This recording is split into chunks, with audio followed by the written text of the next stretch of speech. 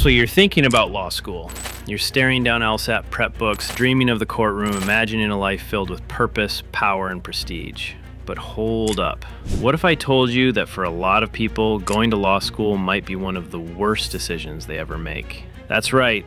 Today, we're flipping the script. Welcome back to Due Process Daily, where we talk about the law, but not always in a way that flatters it. Let's get into it. There's a certain mythology around law school. It's a golden ticket, they say, a guaranteed path to financial success, social influence, and career fulfillment. But the reality? It's often a 3-year, 6-figure gamble with no guaranteed payoff. Let's start with the elephant in the room, student debt. The average law student graduates with somewhere between $100,000 and $160,000 in debt. And that's not counting undergraduate loans, interest, or the cost of bar exam prep, bar fees, or months of living expenses while unemployed after graduation. That kind of financial burden can take decades to shake off. And what's worse, not all JDs are created equal. Graduating from a top-tier school like Harvard or Yale, sure, your odds of landing a 6-figure big law job are higher, but the vast majority of law students don't go to T14 schools.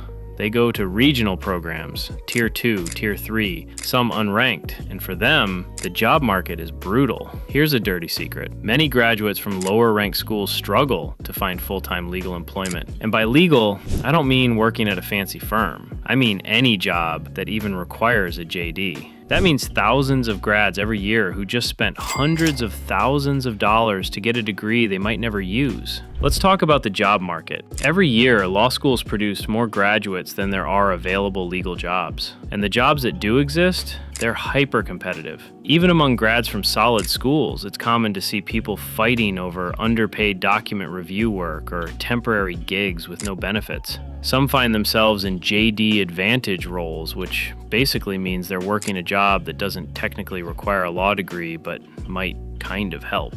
That could be compliance, contract management, policy work. Nothing wrong with those paths, but if you don't need a JD to do the work, why pay for one? Now you might be thinking, okay, so the job market is tough, but at least lawyers make good money, right? That's another myth that needs busting. Yes, some lawyers make a lot.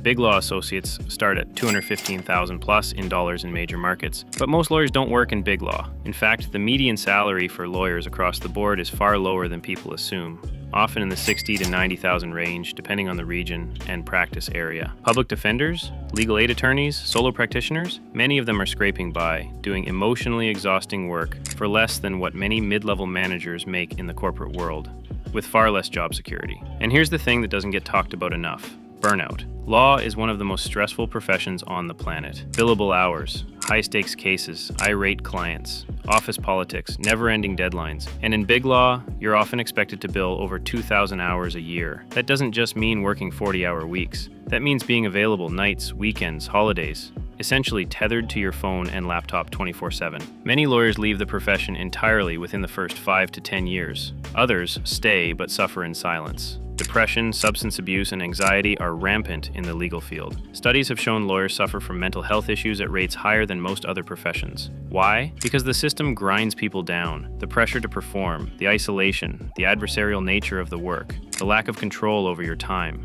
it all adds up. And here's another truth no one tells you when you're filling out those law school applications. You might not even like the work. TV glamorizes legal practice, but most of it isn't courtroom drama or fiery arguments in front of a jury. It's paperwork, hours and hours of it, research, writing, reviewing contracts, editing memos, negotiating by email, redlining leases, combing through discovery. Even litigation, which sounds exciting, is often a drawn-out process that moves at a glacial pace. Months of prep, mountains of documents, and only occasionally a hearing or a trial. For some, that's thrilling. For others, it's torture. And then there's the opportunity cost. Those 3 years you spend in law school? Of course not. If you've done your research, understand the costs, know the risks, and still feel passionately called to the law, go for it. But don't go because you don't know what else to do. Don't go because your parents want you to. Don't go because it sounds impressive. And definitely don't go because you watched a few episodes of Suits, explore other paths, look into business, tech, content creation, public policy, marketing, finance, real estate, or trade work.